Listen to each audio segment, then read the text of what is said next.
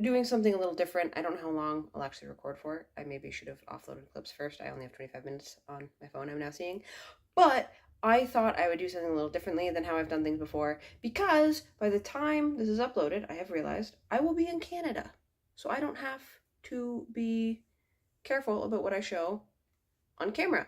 Full disclosure, I've been living in Germany for 4 years. By the time I upload this, I will be back in Canada, so I don't have to worry about showing where I'm living. And I thought it would be nice to just talk while I get some stuff ready to move. I need to pack up primarily children's clothing that my kid has grown out of because I'm not taking that back to Canada, so I'm going to put it in a clothing donation bin. So, one thing I wanted to talk more about, I kind of started, whoa, avalanche of clothing. I kind of started talking about it in one video, and I might be a little more disorganized in how I talk in this video. I say in one video, that was about 15 minutes ago my time. So I just am still thinking about affinities and I want to talk about affinities more. And I think what I want to talk about right now is affinities that were just kind of like forgotten. Things that characters are supposed to be able to do and then just never did. A notable one is there's this character named Nicole. And when she's introduced, she is an antagonist. She is a red fledgling who supports Neferet and is trying to fuck with Stevie Ray's life in support of Neferet. And so her affinity, what we see her use exactly once, we get to see her use it exactly once, is the ability to touch someone and read their thoughts. I can't remember if it's their thoughts or their memories. I think it's their thoughts. So it's contact telepathy. And the one time we see her use it, she can't use it correctly because she's trying to use it on Rafame, who is a Ravenmocker. This bag is too full. And because he's a Ravenmocker, his mind is too alien for her to read. So the one time we see her try to use it, she can't use it, and then it never comes up again. I could talk a lot about Nicole's character, but the fact that she goes from having this incredible, not incredible, but like relatively powerful affinity, certainly affinity with powerful implications, and then she just like never uses it again, never has any, like, her whole character again is a thing I could talk about. Ultimately what happened with her is she goes from being the leader of these, antagonistic fledglings to being the girlfriend of the leader of these antagonistic fledglings to being the girlfriend of one of Zoe's friends and basically never appearing on page again. I feel like that could have been a really, really interesting plot point to explore, particularly if Nicole didn't tell people what her affinity was, because it's contact telepathy. She can put a hand on your shoulder and read your mind. That has some pretty fucked up implications, especially in, what book is it? Destined? Yes, Destined, when the red fledglings who are, like, they follow Neferet, they don't follow Stevie Ray until they're, like, the bad red fledglings.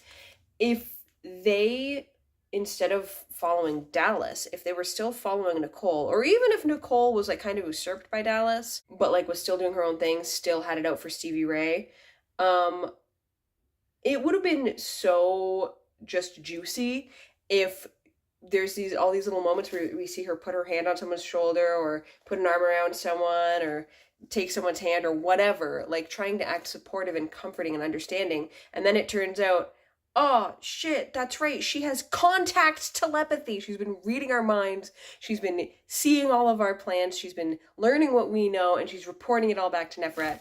Why didn't we do that? That would have been so good. Now, as I'm talking about it, I'm realizing, like, just how amazing that could have been, and it just wasn't used. Am I putting loose socks in here? I probably shouldn't do that. So that's, like, again, I could talk a lot about the implications of Nicole's character and how she's handled and, like, the points at which her character deteriorates, but I think I want to do videos about characters, so I'll save that. Another affinity that just really never gets used is it's a throwaway line, basically, that establishes that Jack has an affinity for technology. And this is specifically established to justify Jack being part of the like council meeting hearing type thing where Nefret is trying to convince the High Council that she is Nyx incarnate. And it's just like used to justify why Jack should be in the room. Even though I'm pretty sure there's people who don't have affinities in the room, but fucking whatever. So we never see it used. Like, there's been comments previously in the series about how Jack is so good with technology and Jack is so knowledgeable about, like, audio-visual equipment and all this stuff. But previously that was always just sold as, like, he's kind of a nerd. And it wasn't, like, a magical thing. And so this is to the point that I do not know if his affinity is just he's really good with computers and that is not a basis of like skill and learning but literally magic, or if he has like technopathy, which is like the ability to psychically control electronics. Because if Jack has the ability to psychically control electronics, there are some implications for things that happen to his character. If I haven't said it before, let me say it now. These videos have spoilers. So Jack dies, okay? There's a point in the series where Jack gets murdered. And the scene in which Jack is murdered... Sorry, I'm leaning off camera. The scene in which Jack is murdered involves... Did I? Oh yeah, I don't want that. I don't like that shirt. The scene in which Jack is murdered involves him, for reasons, he's setting up decorations and he's listening to music while he does so. He's specifically listening to Defying Gravity because he wants to sing it, and he makes a big deal about how he's going to hit the high note that Kurt couldn't hit, which demonstrates that the authors don't understand the point of that fucking episode of Glee. I haven't watched Glee in a long time, but that still pisses me off. That's neither here nor there. But there's a whole big thing about how he is gonna... He's singing this song as he hangs decorations because he's gonna hit this high note when he performs this song. And while he's doing these things, Neferet shows up in all of her stereotypical villainy, and she needs a sacrifice of someone who's pure-hearted, who's purely good. And of course, our sweet gay boy is the one who's gonna die. The character who has never had anything resembling a character arc and barely exists in text except to be the more prominent gay character's boyfriend. He gotta die. At this point in the series, he's one of two gay characters. That's its own video. But the point is, she decides he is going to be her sacrifice. But she doesn't just like walk up and kill him, because then people could accuse her of killing him. And so she needs to make sure that when he dies, she is somewhere where other people are so they can see her and be like, well, it couldn't have been Neferet that killed him because she was right here. So she does this whole thing with Darkness where she like has him frozen in place, and he was making origami swords and for some fucking reason needed a real sword as a model. It's not how origami works, but okay. And so she rotates the sword with her magic so that it's... Or no, it was already pointing blade up. It was stuck in the ground by the hilt and is pointing blade up. So then when the clock strikes midnight, Jack goes out of his like frozen state and falls onto the blade and dies. Here's the thing though. Jack can speak the whole time. And Jack has a speaker next to him. There's also a school PA system. So I'm like, if Jack has an affinity for technology, does that mean that he could have used his magical influence over technology to either blare his screams for help over the speaker playing his music, or possibly connect into the school PA system and scream for help? This doesn't necessarily have to mean that he doesn't die. He could scream for help and still end up dying. But it would at least let me have some indication of him having what actually happens is that he just continues singing until he dies. And it's supposed to be very emotional because he's singing about defying gravity and then he falls to his death onto his sword. Again, I will have many words of this in a dedicated video about queer representation, but it would have been much more satisfying, engaging, impactful if Jack had like tried to intervene in his own fate. Instead, he's just like, guess I'll die. So that's an affinity that's just like, I don't even know if Jack could do that because I don't know what an affinity for technology is. It's never established. Some of the stuff I need to clean before I can donate it, so I might wait on that. I think I'll leave this clip here because I am really low on space and I need to clean a bunch of shoes before I can pack them into a bag. But I think that's pretty good for now. I'll probably have another clip later where I talk about more affinities. I also have to like reconsult the text, I guess, or like try and remember things like affinities that aren't really used in the series. All I can really think of right now is like the core group of characters, and I think I've mostly talked about them. But anyway, I will leave this clip here for now. I got a big mess to clean up. Okay, let's talk about affinities some more while I wait for my eggs to boil. I remembered another affinity that is buck wild and never really explained. There's a character named Eric Knight who has an affinity for acting. I don't know what that means. What do you mean he has an affinity for acting? Sometimes affinities in this series are like just skills or knowledge bases, but it is referred to as an affinity, and I'm like, what do you mean? Does that mean that all of Eric's acting prowess is solely attributed to magic? Like, he doesn't actually have a skill in it. It isn't something he has, like, learned and practiced and trained in. He just is magically able to act. What does that, like, what does that mean? What part of it is the affinity? And the thing is, like, I feel like there's an element of it that you could, like, make work. Like, maybe he has an affinity for, my brain is going manipulation, but that's not quite the right word, but like basically an affinity for being like persuasive almost. And so he's very good at convincing people that the performance he's putting on is real and like making people feel really invested in it. That could be like an interesting thing, and then that could also feed into like social dynamics and stuff. But like I don't know what the affinity is. It's just never explained. There's also a character named Dallas who has an affinity for electricity, and that one's like inconsistent and also like kind of underutilized because sometimes he has to be like touching basically like an outlet or a source of electricity in order to channel electricity, but then other times, like I'm pretty sure there's times where he also just like shoots electricity out of his hands. Editing Rachel here with more notes. I kind of rambled about it for a bit, but I kind of didn't get to an actual point. The thing with Dallas's affinity is that it's very underutilized, and it's also not used very creatively. Like, if he can draw on electricity and he just needs to be holding any kind of electric item, like he only ever draws from outlets and wires, and I'm like, could he not use the electricity in a battery? Like, could he not hold his phone in his hand and like, can he not draw on that? I mean, he'd drain his phone, but like, could he not do that? And he only ever uses it in like very specific, like he's just trying to electrocute people. He doesn't use it for anything else. There's one scene where he uses it to disarm an alarm on a school, which raises the question of what is the difference between an affinity for electricity and an affinity for technopathy, if that is what Jack's affinity was. Because theoretically Jack should have been able to do that. So is there an intentional overlap in those affinities, or did PC Cast just not think of that? Anyway, but like, Dallas never uses his affinity for electricity to like a stun gun capacity, which could have been interesting. And he just generally doesn't use it much. There's only a handful of scenes where he uses it.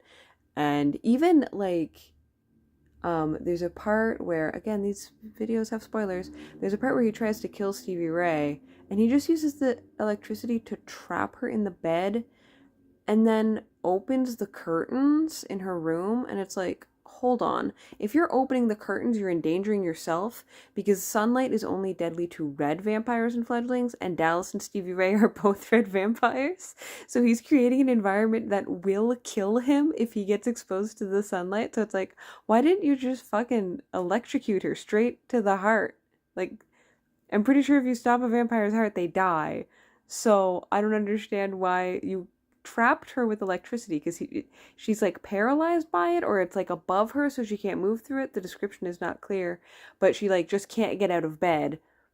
And then he just opens the curtains and it's like, that's a weird choice.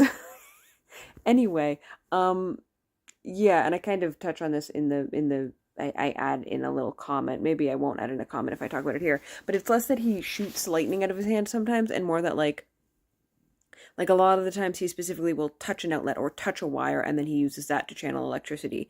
But there's a couple scenes where it's like I could hear the electricity in the wires above us humming, and it's like, okay, but he's not touching those though, so how's he doing that?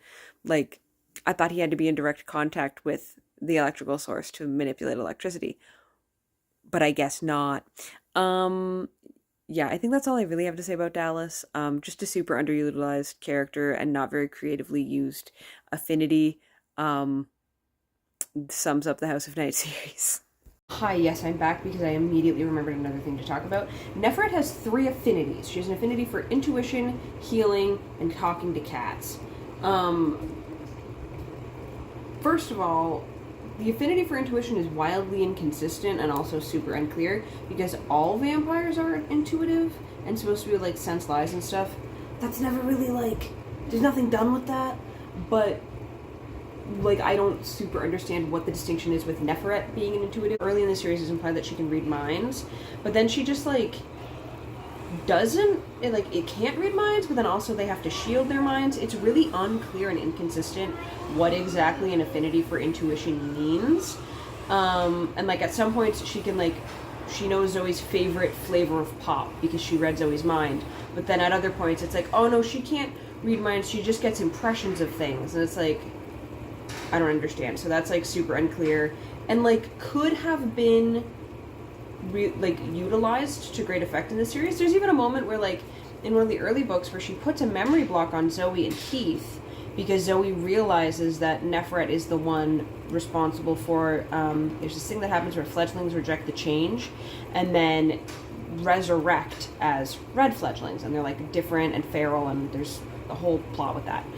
And Zoe realizes that Nefret is behind it, and Nefret knows Zoe has realized it, so Nefret puts a memory block on Zoe so that Zoe can't remember the stuff that she discovered. And, like, that had the potential to be, like, a really, really interesting, like, conflict, but it's, like, immediately resolved, like, within that book.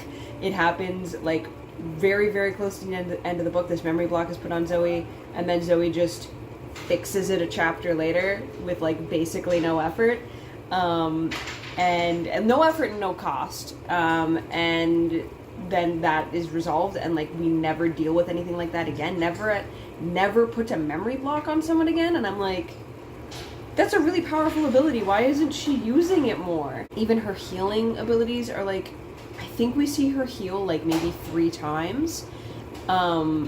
So that's like super underutilized, and also like weirdly there's no other vampires with healing affinities. You would think that would be a thing that Nyx is like, that's a useful affinity, I should make sure lots of people have that. But no, we have multiple people with affinities for talking to horses, but only one on-page character with a healing affinity. I guess the main thing for like a do-over would just be actually have like part of Nefret's villainous stuff be memory wipes. I think a particular application for that could have been Aphrodite has visions, and so she would tell Nefret her visions, and Nefret would sometimes like not intervene, I think, or something. Like there was weird stuff going on with Nefret and Aphrodite and the visions and how the visions were responded to, and I think it could have been interesting. Or no, I remember what it was. People were saying that Aphrodite was withholding visions from Nefret, and like not reporting visions she had, and so stuff like plane crashes and stuff she'd have visions of, and if she didn't relay that information, the plane crash wouldn't be stopped. And so people, that was like early in the series, that was an indication of like Aphrodite being a bad person. But it would have been interesting if what was actually happening was Aphrodite was having these visions, reporting them to Nefret. Nefret was choosing not to intervene and was wiping Aphrodite's memory or altering Aphrodite's memory to prevent her from telling people that she was doing this. But, and this is another thing that could be interesting, because there's this whole big deal made about, like, part of the reason why Neferet's intuition and mind, like, influencing abilities are super underutilized is because Zoe and Aphrodite are immune, and then Zoe's circle of friends, everyone with an elemental affinity, can block their mind from Neferet using their elements. So every important character is immune to these abilities. So it's like, what's the point? And she's also not using it against, like, more minor characters to get to the more important characters. It's just not used. So it would have been really interesting if these abilities weren't working on Aphrodite, but Aphrodite wasn't telling anyone because she's like, no one's going to believe me. And like that could have been an interesting angle to add to the story, but instead it's just, oh, I gave my villain these powers, but actually she can't use them on any of the heroes. Anyway, I think that is now all I had to say for this clip. I don't know if I will have any other affinities to talk about. I can't think of any others. But if people want a video where I like go through every affinity in the series and talk about them a bit, maybe that could be a Patreon thing I do where I like expand on other affinities. But those are the ones that I feel like are like really truly kind of wasted by the series. So hopefully the sound of the fan, I just realized I had the fan on, hopefully that wasn't too terrible while I was recording. I'll find out when I go to edit this. Editing Rachel back again because I forgot to close out the fucking video. Thank you for watching. I'm sorry for the sound quality throughout this video. Many terrible choices were made during the recording of this little video. If you made it to the end in spite of all that, thank you. Please leave an emoji relating to one of the affinities I talked about in this video.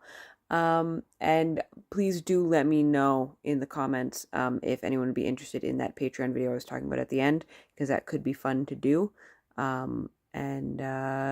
thank you again for watching, and we'll see what other madness I have to talk about later.